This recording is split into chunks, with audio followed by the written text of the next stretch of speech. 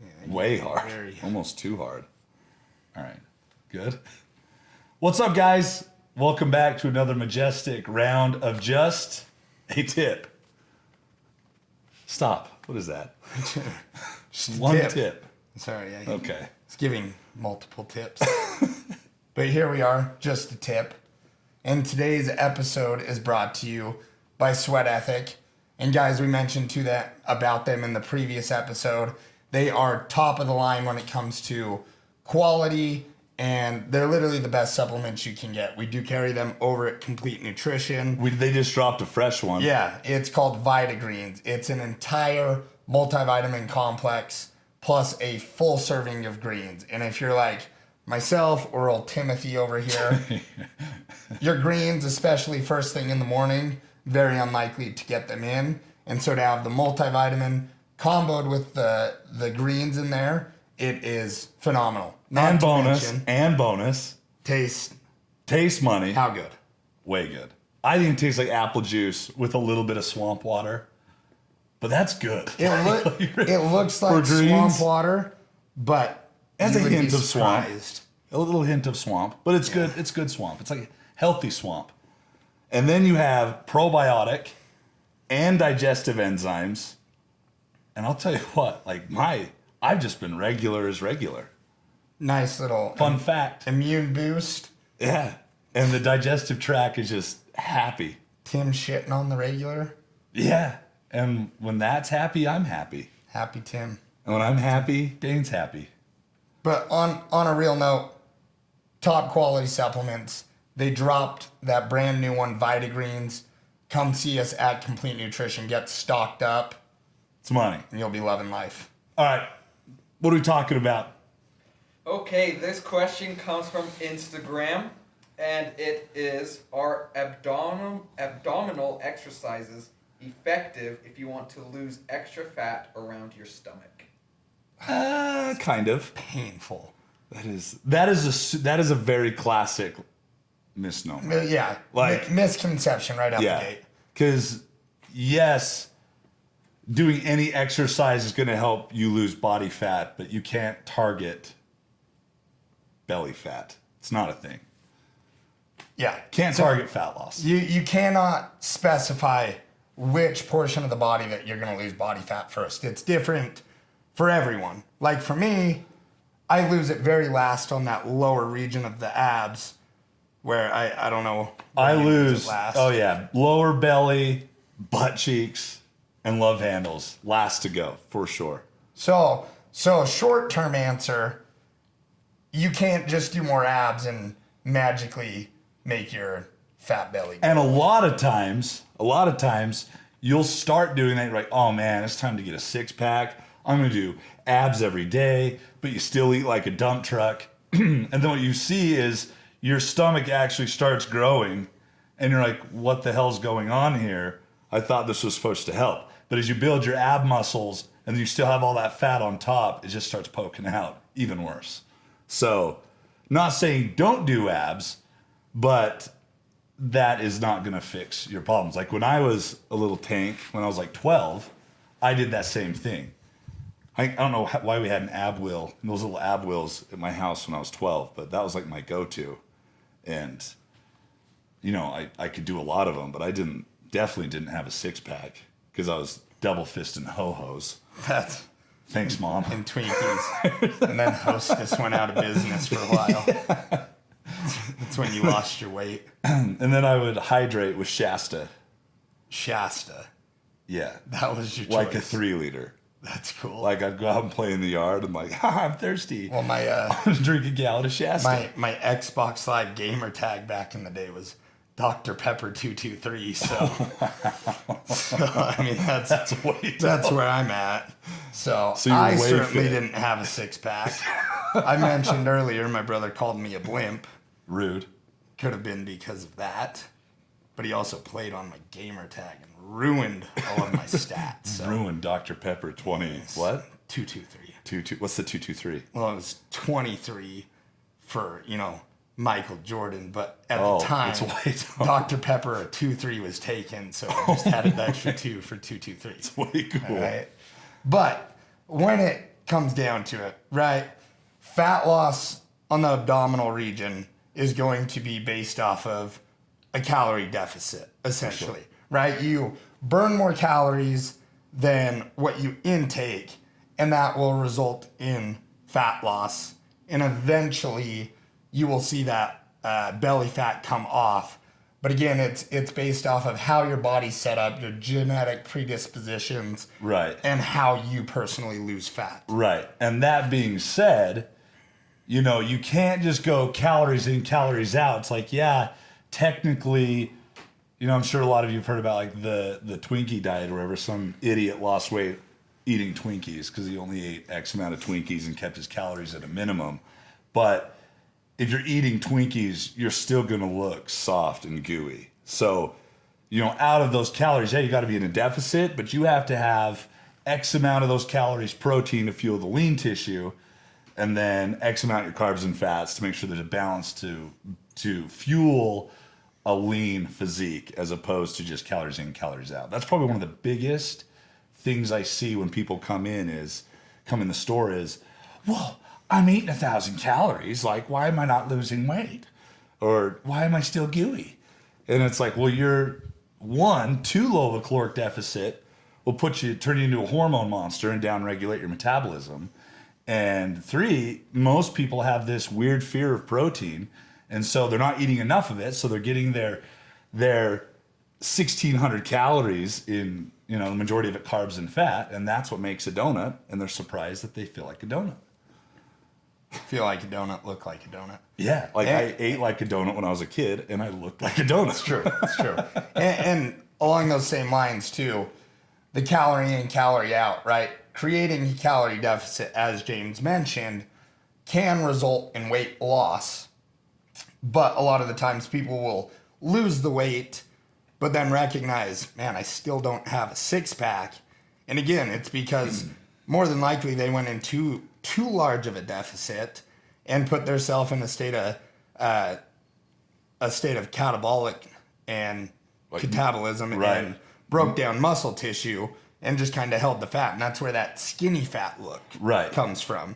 And then you have, like you said, like genetic disposition. So, you know, we've had tons of people come in, they weigh in, and, you know, the scale reads them at 9% body fat, but they pull their shirt up and they got just a slick, like no abs whatsoever. And then you could have someone that's rolling like 15% body fat with really developed abdominal muscles, and they're popping some abs through. So like there's a ton of variables when it comes to the ab game, just like most things with fitness. But, you know, if you're noticing that, you know, you're lean, but you're not showing the abs, it's like, yeah, you definitely need to be doing more abs. So, and there's a lot of debate that goes on between, hey, should I train abs every day? Should I train abs every other day, once a week? My personal take and my experience, abs are just like any other muscle group. If you work them out, they need time to recover, and simple as that. So if you're going into the gym thinking abs every single day, 15 to 20 sets on abs, well, guess what? You're just going to cause way too much inflammation. Those muscles are never going to recover, and you're going to set yourself up in a position to probably go in the opposite direction. right. So, Like, and there's a well, for balance. me, I just like tag mine. Like I can't, if I sit there, because don't you work abs for like an hour? No. Right now I'm doing abs twice a week for about 16 sets total. I kind of do it in a circuit style. So for me right now, kind of my ab routine, I'm doing a circuit style where I'll go through 1 minute of planks. I'll do 20 reps on a cable crunch, 20 reps on an exercise ball crunch, and then 20 reps on the ab wheel. And I'll roll through that 4 times for a total of 16 sets. Takes me about 20 minutes, and it is a lot, but that's why I'm taxing it twice a week, because I work them out and then I take the time to recover. Right. Like for me, if I fart around with abs for too long, I can't hold them in. Like I can't hold my abs in as I contract, and so I feel like they just like start growing and building out. And so, like, I do like legit 4 sets of like 10, but I do them quite often. Yeah. And that works for me. But everyone's different. And then you got Dill, that his abs are hard to show. Because even when he's super lean, they don't show up as. It's just too much They're inflammation. Inflamed dill. Is it the deli meat? Is it the Little Caesars? No one knows. No one knows. No one knows. It's a shame he's not here. I He'll wish see he this, was here that we could just tell this to his face, but Little Dilly Willy. we'll tell him tomorrow. Or he'll see it. He'll see it. He'll be a sad boy. So, But because he can get super, super lean, and his abs just aren't, they just naturally aren't super, super developed. Yeah. You know what I mean? Where you have like big block Hulk abs, and so you could be, 12, 13% body fat and still popping some abs through. you can still see them. They look like shit, but they're there. Yeah. And then a little muffin top to hang over them. Oh, yeah. I'm all about good- the optical illusions. It's a good look. See, Like, no, I've got abs. I tell my fiance that Oh, she no. gets. Now she told me to. I rein always it get a in. little wary when you bring up the My fiance. my fiance is gorgeous. She's a wonderful girl, but the way I keep her around, But the way I keep her around, okay, is she gets multiple different people, okay. Referring to myself as the different people between when she met me, I had super short hair, tight fade, and I see what you're saying now. I know you I was would getting like that. I was like, I was shredded at the time, and then she's seen me go through bulks with long hair, and not to mention when I'm shredded in competition mode, I can be a pissy little bitch, and she puts up I've with seen it. that. And then I get fluffy, I grow I've out my seen that. beard, I grow out my hair, then I chop it also. You haven't chopped it yet, though. Calm down. When I just see it growing. when she's getting a little edgy, she's liking all these dudes' Instagram photos. I'm like, all right, time for a new image for her, I guess. So I will say, the key to keeping them around. me personally, I Multiple. like you less and less as you get bigger, fair. like fluffier, and the hair gets longer. Fair. And I've told you that to your face. I can't help it. I like you better when you're like shredded, fresh haircut. Like, I still like you. You set still love unrealistic you. expectations for No. I kind of feel So what what Elise is going through. to get Because I feel like in my relationship with Dane, which can get intimate, as he gets fluffier, I'm like, oh, I feel like we're drifting. Because I don't like you as So much. I want to point out to everyone, Tim only accepts you if you're shredded, have a tight fade, No. and a short beard. No, it's preference. Because I've seen you at that. If all I knew was Hagrid, Dane, then like that would be the expectation. But when you first entered my life, you were like shredded, clean cut fella, and now it's like I feel like you've let yourself go, hair wise, Well, and you shed hair everywhere. What is this? That's not gonna work. we were just touching tips. That's not gonna work. Okay, all right. Well, I did get referred to as Gandalf. That was it Gandalf? Gandalf? No, was it Gandalf? In the We've store? had Aquaman. I got Aquaman. I got Thor today, No, and I do have Thor's hammer here. dude. That's So I don't know no if way. it's a sign, but I must be Thor. No. I Wishful think it's Hagrid. Like a jacked Hagrid. It's fair. Yeah. Like you said, Hagrid saves the whole crew. What are you saying? In Harry Potter.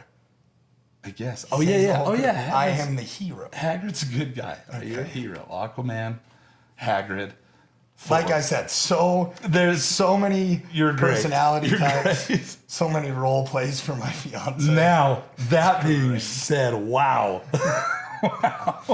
Well, So what's the role play when you're like sitting super thick?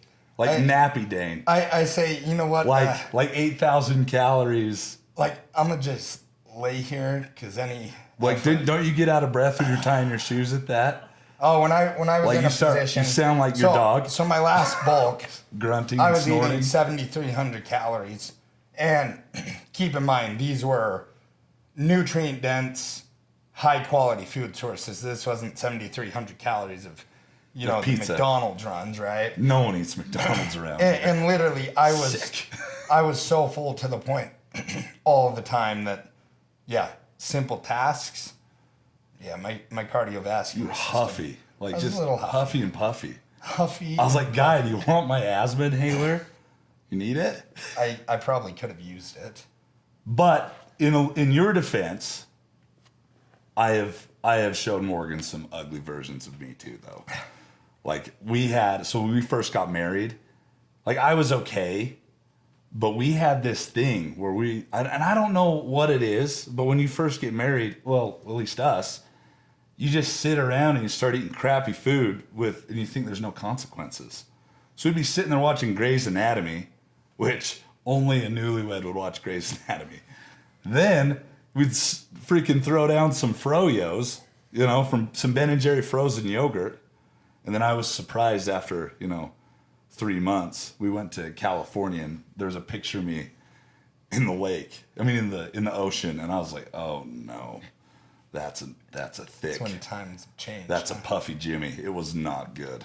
Yeah, things happen. And then I went into like a skinny mode and then a slow progression into just a little better. It's now a typical dad bod. Now it's just a good old standard dad bod, you know? Now, kind of reining it back in just in regards to, right, the question. Okay. Losing fat across the abdominal section by working more abs, right? Right. So when it comes to fat loss, one thing that I see and you see all the time, like you said, people come into the store and, they're eating too far less of calories and they ride a calorie deficit for an extended period of time. And you see results right out the gate and then eventually your body plateaus. Right. One thing that I think people need to be aware of is your body is not set up to always be burning fat or always be gaining muscle. So Right. For the people that think, you know what, I need to be in a deficit to drop body fat, it's true, but a lot of people ride that deficit for far too long. Right. And then what happens, the only way that they can lose more body fat after that point is go into a further deficit. Right. And then, like you said, at that point, hormones get all messed up. You hit a plateau, you'll stop responding. And so my best advice for that is if you're in that scenario, if you've been in a calorie deficit and you feel like you should be losing weight with the workload and the calorie deficit you're working with, and you're not seeing things change, and that's for an extended period of time. If you've been doing that and been plateaued for, a couple months, you might want to relook at it and actually bring your calories back up to a maintenance intake. Right. Meaning if you're burning 2,200 calories on average per day, you need to match that and eat 2,200 calories per day to help balance out hormones. Right. Get your body back in a position to set you up and stay at that calorie maintenance or even a surplus for 3, 4, 5 months. Right. Which people get scared to do, but it's going to set you up to dive into a fat loss phase and go past where you did the previous time. For sure. Because going off that, a lot of people be like, all right, it's time to shred up. And they automatically drop their calories stupid low, thinking the calories in, calories out. And eventually you do plateau. And if you start out the game, say it was someone that needed, 2,200 calories, they go out the gate at 1,500 calories. You can't really drop from there. Like you can for a little bit, but eventually you just downregulate your metabolism, cortisol levels go through the roof, and then you've got more puff. So it's kind of this. It's a pretty tough scenario, and there's some people that genetically don't put a whole lot of work into it, and they just have incredible abs. There's some people that they work their can off, their arms are shredded, their legs are shredded, and they just kind of have gooey bellies. And if that's the case, like you just got to keep hammering at it, and like it takes a long time. If it was easy, honestly, everyone would look awesome. Everyone would have a six pack, but it's not easy. People see, the biggest loser, and they're like, oh man, I'm gonna need a six pack in 3 weeks. It's like, no, not a thing. Unless you're a genetic treat, which I'm not. Are you? Can't say so. No, because how long have you been working out? Like 9 years. Yeah. A good while. Yeah, me, I'm like I'm rolling on like 15 years. And it's like, you're still constantly working and developing and getting a little better and better and figuring out your body, because everyone's body's a little different.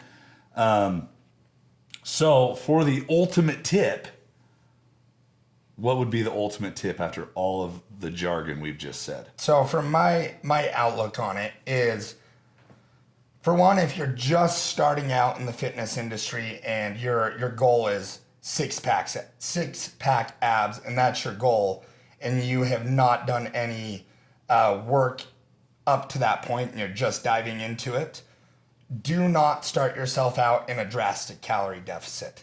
Ride yourself at a maintenance calorie intake for 3 or 4 months to get your body optimized from a hormonal standpoint, digestive standpoint, and on that same digestive standpoint, that new Vita Greens from Sweat Ethic with multivitamin serving of greens, prebiotic, probiotic, digestive enzymes is phenomenal for that. Oh, yeah. So you've got to optimize digestion, cellular health, and getting your body to work internally before you dive into a fat loss phase and start trying to really peel back the fat. Right. And the amount of abs you do is going to be irrelevant until you get those portions taken care of. Right. That's my take on it. And then your tip, and my tip to his tip Touching is tips. tip.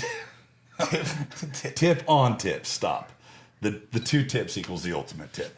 So my tip would be, out of those calories, out of those maintenance calories, make sure that you are getting at least, whatever your body weight is, getting that in grams of protein to ensure that your macros are at least in a position to maintain and build lean muscle tissue and let your body burn fat.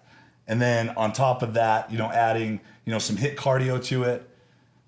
Those are probably, I'd say those are the biggest ones. In recovery. And recovery. So that was a complicated ultimate tip, but that was the ultimate tip. 2 ultimate tips. Tip it. We'll see you guys.